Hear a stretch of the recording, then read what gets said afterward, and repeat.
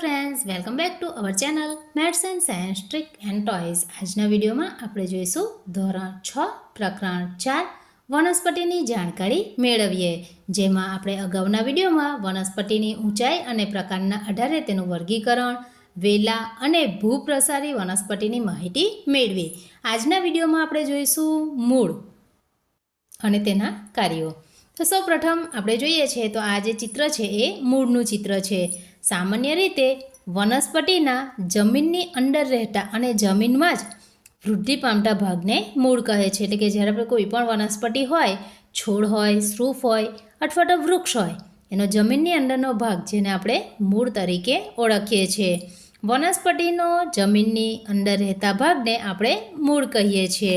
હવે જોઈશું તેના કાર્યો. નંબર 1, વનસ્પતિને જમીન સાથે જકડી રાખે છે. તો આપણે જોઈએ છીએ કે કોઈ વનસ્પતિ જે છે એ જમીનની ઉપર ત્યારે જ ઊભી રહી શકે જ્યારે એના મૂળ હોય.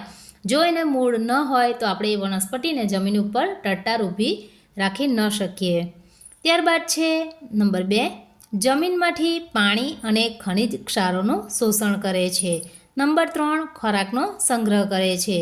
જેમ કે ગાજર, મૂળો, શક્કરિયા, રતાળુ, બીટ, સલગમ, સાબુદાણા વગેરે જે છે એ મૂળ ખોરાકનો સંગ્રહ કરે છે અને આ જે મૂળ છે એનો આપણે ખોરાક તરીકે ઉપયોગ કરીએ છીએ. તો આજના વિડીયોમાં આપણે જોઈ મૂળની માહિતી, એટલે કે મૂળ કોને કહેવાય અને મૂળના કાર્યો. હવે પછીના વિડીયોમાં આપણે જોઈશું મૂળના પ્રકાર.